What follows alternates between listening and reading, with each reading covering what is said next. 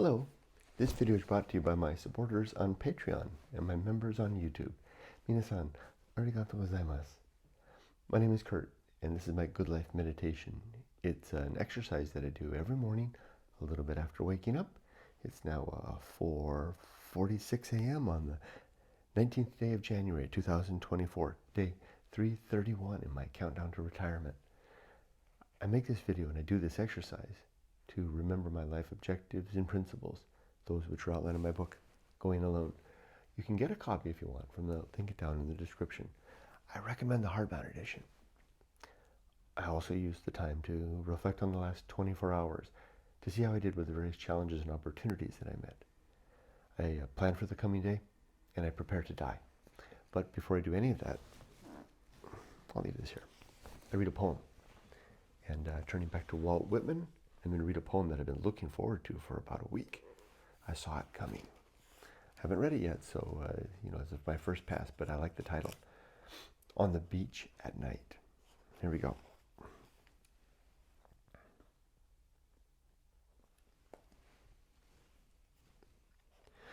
On the beach at night stands a child with her father, watching the east, the autumn sky. Up through the darkness, while ravening clouds, the burial clouds, in black masses spreading, lower sullen and fast, athwart and down the sky, amid a transparent clear belt of ether yet left in the east, ascends large and calm the Lord star Jupiter, and nigh at hand, only a very little above, swim the delicate sisters, the Pleiades. From the beach, the child. I read this one. Let's read it again. On the beach, from the beach, the child holding the hand of her father. Those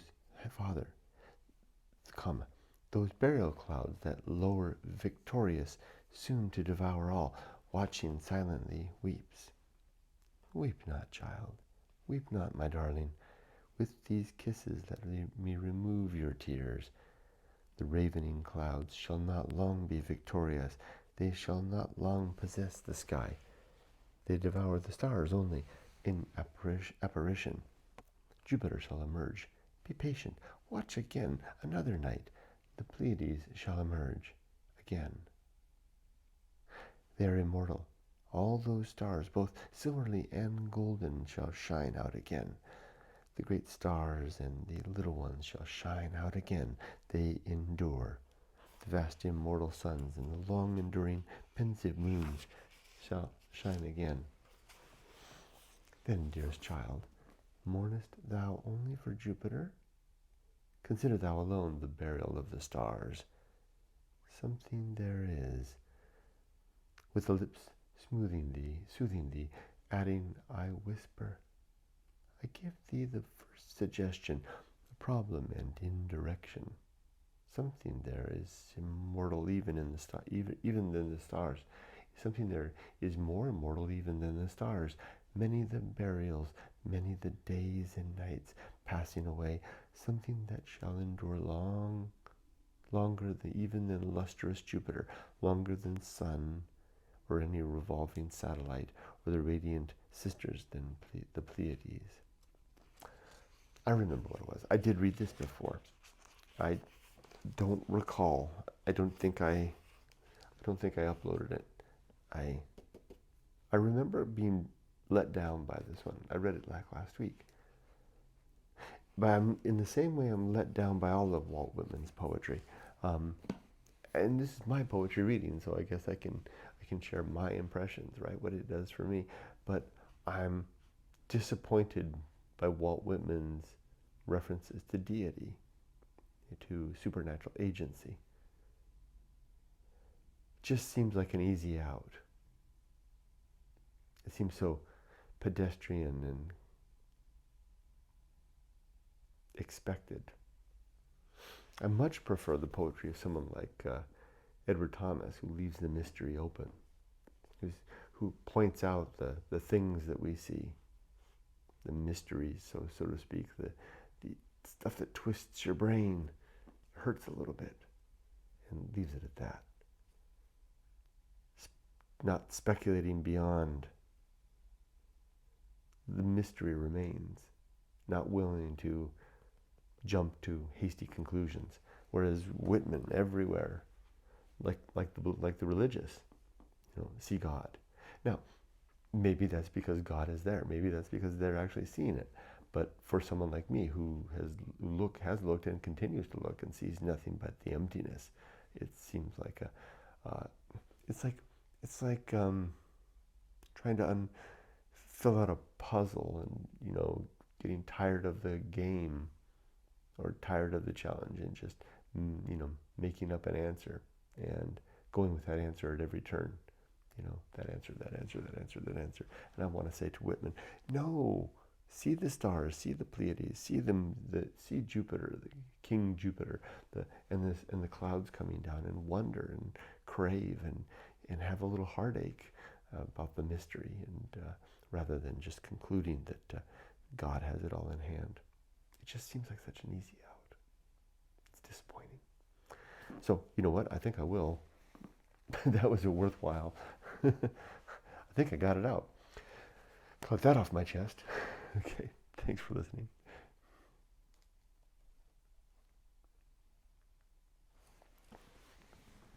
Didn't expect that to go that way. All right, let's carry on. So next, last night and yesterday, let's have a look at yesterday's checklist. There it is. Pretty busy. Hey, not as busy as the day before. Oh my gosh, the day before was a madness. That was Tuesday, this was Wednesday. Nearly everything is scratched off on both the personal and the work, on the work column. It was a hell of a day yesterday. I was in meetings for like 3.5 hours straight in the morning. And I use a standing desk, so I'm just standing there powering through every meeting. It all went well. I'm pleased. I was very pleased with the day, work-wise. Nothing really ambushed me. There was nothing that I couldn't handle or take on. Personally, nothing happened. More walking like Caesar. It's just become part and parcel of things. Although there is one thing, we almost witnessed a woman get run over and her dog yesterday. Here in Huntington Beach, the streets are deadly dangerous after dark. People are such reckless drivers. They run through stop signs and they don't look when they're making turns. There's lots of green lights without arrows, so it means people are turning into crosswalks. So dangerous, and that's what happened yesterday. Car, turning right into crosswalk off of Goddard and what is this street here? I don't know the other one. And pretty big street, pretty well lit. And I heard a woman screaming bloody murder, like she was being murdered. And there she was standing in the crosswalk with her stroller, with her little dog peeking out, and the car just barreling into her. She wasn't moving, screaming her head off. The car just stopped, just feet in front of her. She was terrified.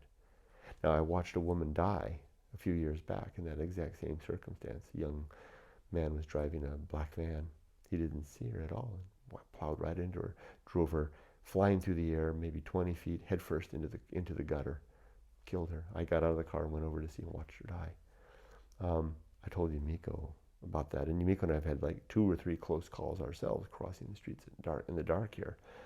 And then not 10 minutes later, it's the exact same circumstance. Yumiko and I are in the middle of the crosswalk. A car came bolting across. Luckily, there was about 25 feet of distance. He didn't even see us. I turned and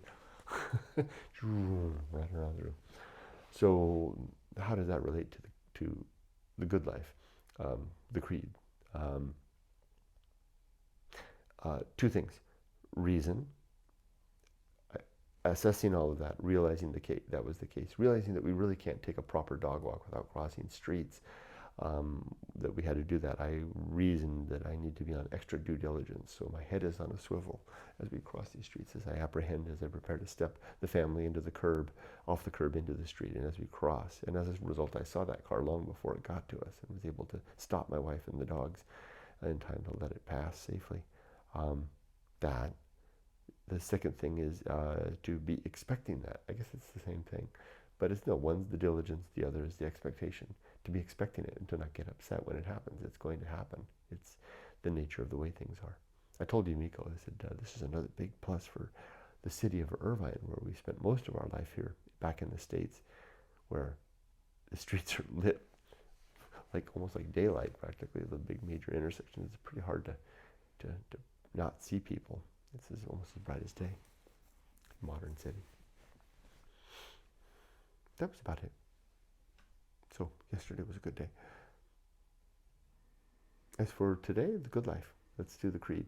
So I'll recite the creed, but I'll pick out one item. This time it's the principle titled The Great Life Adventure, and I'll describe it.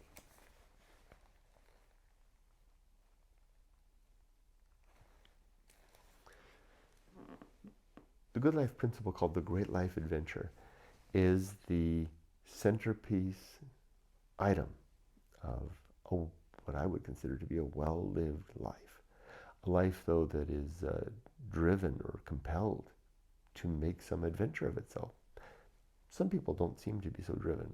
They're more content with a sedate, settled life, coming home to the same place, enjoying the same routines, watching the same shows from a comfortable sofa, eating the same familiar foods and doing the same routines all the livelong day, every day, to the end of life. To such people, a great life adventure might mean something different, or might have no meaning at all. It might be a trip to Vegas, or a vacation holiday in a foreign country once or twice or thrice in a lifetime. That's not the one I'm speaking of, although it is the same. It is the same thing. Great life adventure can also be something that defines who we are in the course of our life. A couple of examples might be, there's some positives and negatives. For example, a great life adventure might be going away to university and spending some years gaining a degree and all that is entailed in that. Another might be enlisting in the military, or even more so, being deployed, sent to war. The men and women who fought in the United States great wars, like World War II, came home with a great life adventure. A lot of them lived out that. They rode that adventure, the accolades, the memories, the companionship for the rest of their life. You still see some here in 2024, some old men with their hats that say the service that they did, collecting together at the donut shop down the street on a Saturday or Sunday morning to talk about old times and enjoy their fellowship and camaraderie. Another type could be the continental tour, like young people used to do after university, young people of means touring the European continent, seeing all the great cities, the old sites, Rome and Naples and Berlin and London, etc., Paris, of course. There can also be what might be considered rather negative great life adventures. For example, I'll just use my own example. My parents' breakup and divorce was a great life adventure. Great doesn't mean fun, necessarily. It means a significant event that can occur, through which we traipse and try to find our way through to the other side. Some of us don't find our way through. Some of us come through the other side broken and distraught and giving up. Others come through the other side fortified and strengthened with scars and bruises, ready to make a better life in spite of the difficulty, or maybe fortified as a result, encouraged by it. Lastly, there's the deliberate great life adventure. The adventure that comes of making the decision to have such a thing in your life. I've done that many times, from the hitchhiking trips that I took as a youth across the western United States, 3 summers that I did that, to going away to university in a motorhome potato chip truck, to be homeless and take on that challenge, to the 4 times so far that I've changed countries with my wife, and we're about to do our 5th time. So my wife and I are underway with a great life adventure right now, about to dissolve this life, quit our jobs, get rid of everything, and go off to live in a new life in Japan. These are all great life adventures. And I recommend that if you are so inclined, it's not for everybody, like I said. Some people would rather stay home and watch reruns. But if you're so inclined, then give it a try. You do so by stepping lively upon and with courage upon the path of wildness, which, as I said in yesterday's video, is easy to find. It's the course of a stream, leaves blown in the wind, a beast's track through the brush, and the direction of our first inclination. Remember, death is coming so soon. We're going to be, if you're lucky, old and frail and confused. That's going to happen sooner than we think. The time to do such an adventure is now, but only if we have the freedom and liberty to do so. I didn't say means, right? Means can be found, but once we have children, we have to be careful about how we execute our great life adventures, because our first allegiance and obligation is towards their well-being. Doesn't mean you can't do it. You just have to do it carefully. All right, I think I've gone on enough about the great life adventure.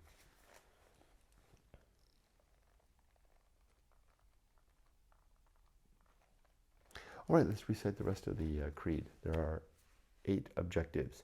These are the things I'm striving for via the good life, which, again, you can find in my book, Going Alone, in the chapter titled The Good Life.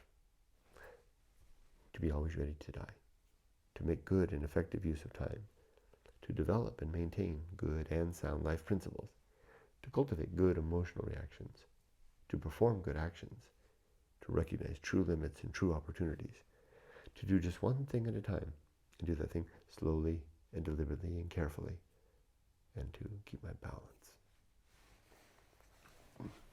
Here we go with the principles. There are 35. Let's see if I can get them all. And the Great Life Adventure is one of them. You'll hear it. And these principles are ordered deliberately the way they are, because some of them build one upon another. War, reason, homunculus, anchorhold, home of good and evil, purpose, atomic principle, nature, pirate ride, maturity, social principle, family, public speaking, temperance, life will not go well, the horror show, that which must be borne, the feast of offal, distraction, agency in the great indifference, the restless man, the path of wildness, the great life adventure, the risk of avoiding risk, sin and damnation, complete oblivion. Did I forget the best seat in the house? Maybe. If I'm missing one at the end, that's why. The season of philosophy, script writing, the bullseye aim, the uphill climb, arena and utility, nothing is enough, the principle of fun, and the, what's it called? Being ready. Now that's 34, so I did miss it one, but I remembered, right? 5, 10, 15, 20, 25, 30, 34. But I did remember it. I just didn't put it in the right place. So I'll give myself the 35. Okay, what remains? What about today? What am I going to do? It's Friday the 19th. I'm going to take care of for my personal stuff. I have all the usual stuff. Email, YouTube, meta, comments, prepare my checklist. I'll read the Bible after this. I'm still working in the book of Luke. I'll do my Good Life meditation, complete this, all the upload, everything. I have an appointment at 7 a.m. With the dog guy. I took the book for Jelena. Caffeine. I need to do some caffeine. Airbnb check. Taxes. Start working on my taxes. Video for Parker and the poem. So I'll do all of this. A lot of this will be done before I even start work.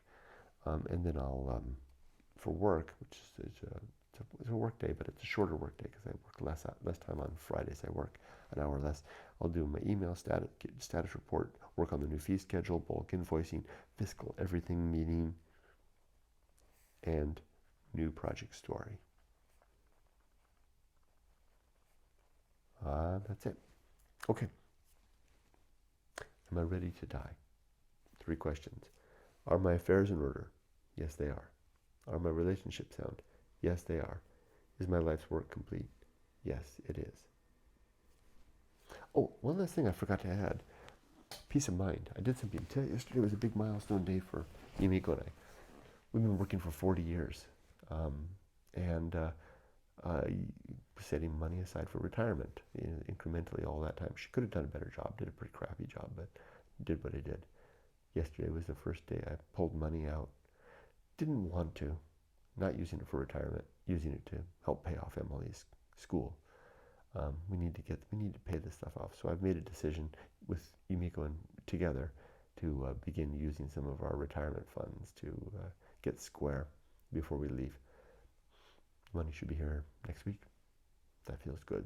We'll be able to pay off some of that debt, carry on with our ambitions to get to Japan, enjoy our great life adventure, which is well underway. With that, I'll stop. Wish you all the best. Be safe, but not too safe. Take care.